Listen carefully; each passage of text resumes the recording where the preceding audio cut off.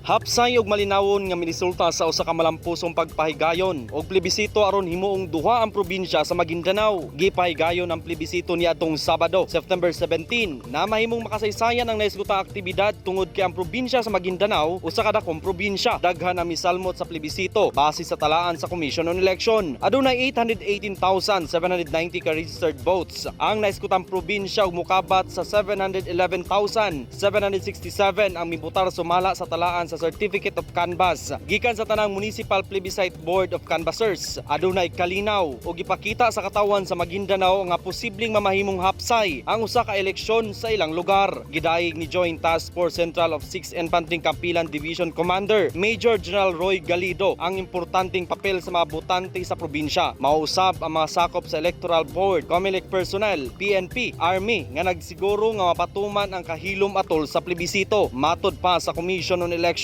taas nga voters turnout tungod kay adunay panagiusa ang katawhan ug dunay kooperasyon ang tanang ahensya sama sa COMELEC, DepEd, PNP, EFP ug local government. Sa sulod sa usa ka adlaw nga plebisito, napakita sa katawan sa Maguindanao nga posibleng mamahimong malinawon ang probinsya sa adlawng pagboto. Sukwahi kini sa mga nanglabay nga eleksyon nga nahimong gubot ug madugo. Ang pagdugang sa probinsya sa Maguindanao ginalantaw sa usa ka solusyon nga maundang na ang kagubot sa pag-angkon ug gahom sa mga nagbangi nga pamilya sa naisgutang probinsya. Sama sa gihimo sa Davao del Sur, Davao Occidental, tinguha sa gobyerno aron maundang na ang kagubot atol sa matag eleksyon. Marvin Revilla, Newsline Philippines, Province of North Cotabato. Stay safe.